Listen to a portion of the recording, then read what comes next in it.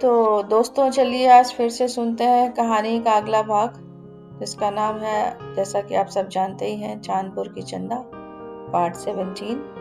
तो चलिए सुनते हैं और कहानी और देखते हैं क्या क्या नए आयाम खुलते हैं चांदपुर में। चलिए शुरू करते हैं। जहाँ शरीर का आकर्षण खत्म होता है, वहाँ प्रेम का सौंदर्य शुरू होता है।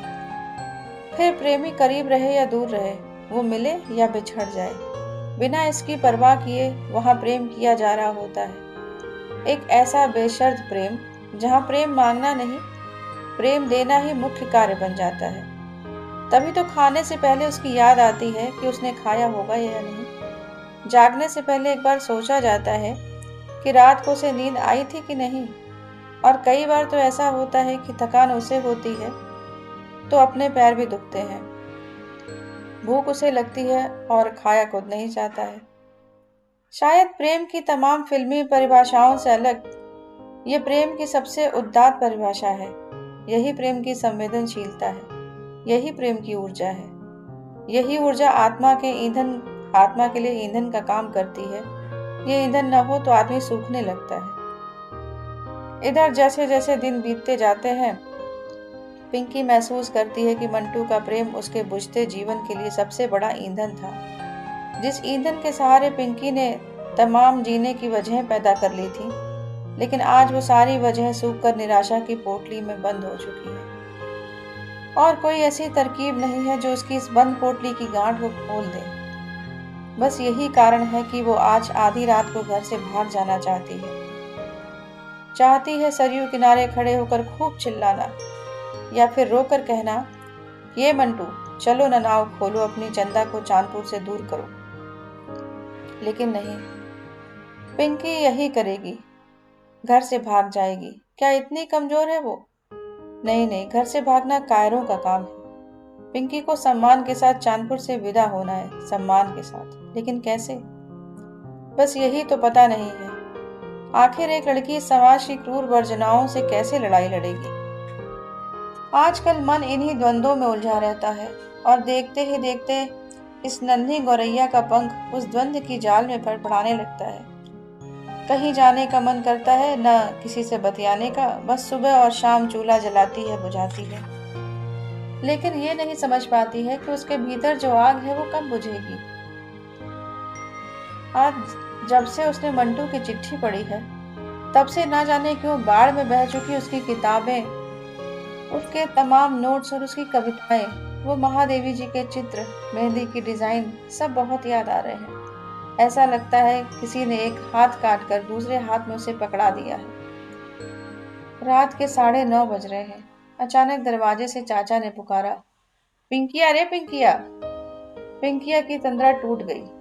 डरते सकुचाते उसने दरवाजे की तरफ कदम बढ़ाया। दरवाजे के बाहर टीन शेड में उमेश चाचा गाय के लिए धुआं कर रहे हैं। पिंकी ने धीरे से पूछा, कहा चाचा? जल्दी खाना बनाओ, एक जगह जाना है। ठीक है चाचा। इतना कहकर पिंकी भीतर चली आई। आजकल चाचा के थके हारे हताश चेहरे को देखकर उसे बहुत दया आती है। एक अपराध बोध घेर आता है। खुद को कोसने बैठ जाती है। ऐसा लगता है कि उसे कोई अधिकार नहीं है किसी को कष्ट देने का, अपने एक अदद सुख के लिए किसी का दिल दुखाने का। वो परेशान है कि आज 20 दिन से चाचा दिन भर साइकिल से घूम घूम कर उसके लिए लड़का खोज रहे हैं। हर जगह बातचीत लेन देन पर आकर रुक जा रही है। ऊपर से गांव भर में बदनामी हो जाने के कारण ब्याह काटने वाले और ज्यादा परेशान कर रहे हैं। परसों सांझ चाचा लौटे तो किसी ने सलाह दिया है कि अगर दहेज की रकम डबल देने की तैयारी कर लो तो ब्याह नहीं कटेगा। बस इस सलाह को सही मानकर वो कर्जा खोजने निकल गए।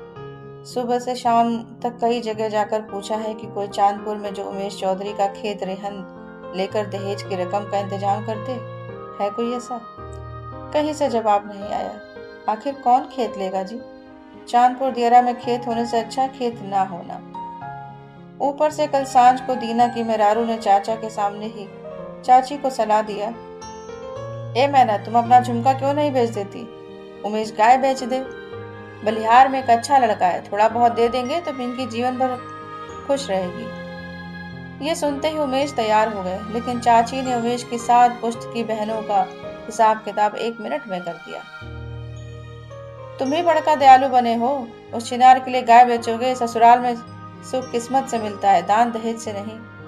हमारे भी बाप ने तो तुमको 21,000 नगद और एक साइकिल दिया था। कौन सा इंद्रासन लगा दिए हमको? पूनमी के ब्याह में इसी तरह खेत बेचा गया था। कितने खुश है देख लो।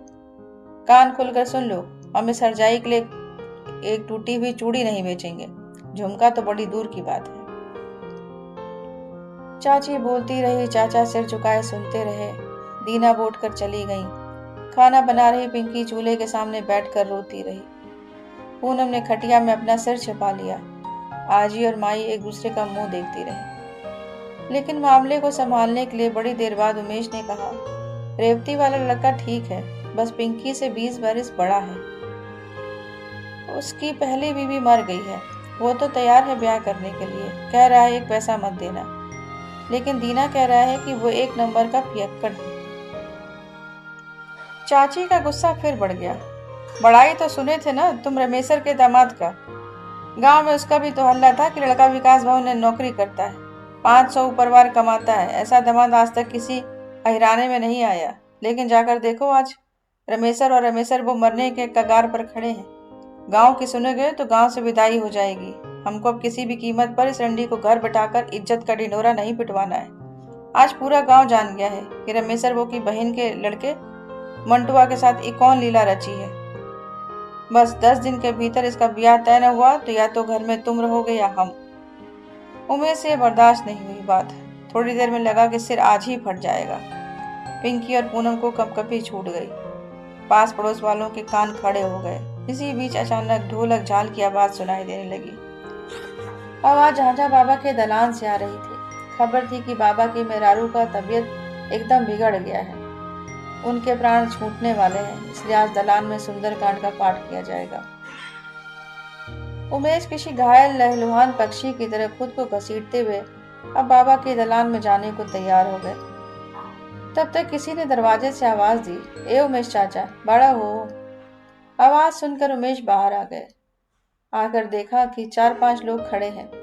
एक नई सी सुगंध आसपास फैल रही है, लेकिन अंधेरा होने के कारण चेहरा स्पष्ट नहीं दिख रहा है। तभी किसी ने उमेश के मुंह पर टॉर्च जला दिया। हम हैं चाचा, डब्लू सिंह, नहीं बचाने का। उमेश ने हाथ जोड़ लिया। अरे डब्लू बाबू, आइए आइए। ए चाचा, बैठने का टाइम नहीं है, बस ये कहना था कि हमको आज कहीं से पता चला कि ब्याह के लिए उमेश खेत रेहन रख रहे हैं। आज के बाद खेत रखने की जरूरत नहीं है। पिंकिया की शादी हम एकदम फ्री में करा देंगे। बस प्रधानी का चुनाव हो जाने दीजिए। 151 कन्याओं की शादी विधायक जी ने ठाना है, उसकी सारी जिम्मेदारी हमारी है। इसलिए आज से 1 पैसे का टेंशन नहीं लेना है। तुम चाहो तो उसी में पूनमी का ब्याह भी कर सकते हो। खेत वेत रखने की सोचना भी मत, क्या समझे। एक झटके में उमेश ने हाथ जोड़ लिए। ऐसा लगा कि घने अंधेरे में किसी जुगनू ने खुद को चमका दिया हो। देखते ही देखते घर से चाची निकल आई और डब्लू नेता के सामने हाथ जोड़कर खड़ी हो गई। ए डब्लू बबुआ, पिंकिया की शादी करा देंगे तो सिर्फ इस बार नहीं, जीवन भर हम आपको ही वोट देंगे। डब्लू नेता मुस्कुराने लगे। बस चाची, चुनाव निशान खटिया है और डेट तो याद है ना। चाची ने हंसकर कहा, बबुआ सब याद है। ननकू वो नाक रगड़ रही है, लेकिन हमारा घर आपको ही वोट देगा। लेकिन बबुआ बस इस बरियार ग्रह से मुक्ति दिला दीजिए। डब्लू नेता ने चाची को फिर आश्वस्त किया। चाची, आशीर्वाद बनाए रखना है और जैसे जैसे हम कहेंगे करना है। इतना कहकर डब्लू नेता दूसरों के घरों की तरफ चल दिए। इधर देखते ही देखते चाची की खुशी आसमान छूने लगी। उन्होंने झट से उमेश को आदेश दिया, सुनो, कल रेवती वाले लड़के से जाकर बात कर लो और बोल दो कि हम सामूहिक विवाह में शादी करने के लिए तैयार हैं। दान दहेज, पलंग, कपड़ा लत्ता सब विधायक जी देंगे। अब 1 पैसा का टेंशन नहीं लेना है, बस डब्लू बबुआ को जिताना है। उमेश ने सिर हिलाया और धीरे से बाबा के दलान का रुख कर लिया। इधर पिंकी रोते हुए जमीन पर गिर गई। पूनम ने उसे गोद में उठा लिया। दोनों बहनें एक दूसरे के आंसुओं को पोंछने लगी। घड़ी ने 10 बजा दिया।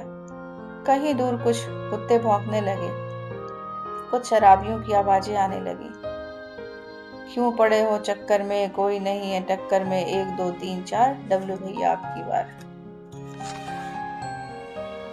तो दोस्तों, ये थी कहानी चांदपुर की अब तक की कहानी। तो उम्मीद है आपको कहानी पसंद आ रही होगी, और अगर पसंद आ रही है तो प्लीज़ लाइक कीजिए, शेयर कीजिए, सब्सक्राइब कीजिए and press the bell icon. Thank you so much. फिर मिलते हैं अगली कहानी में।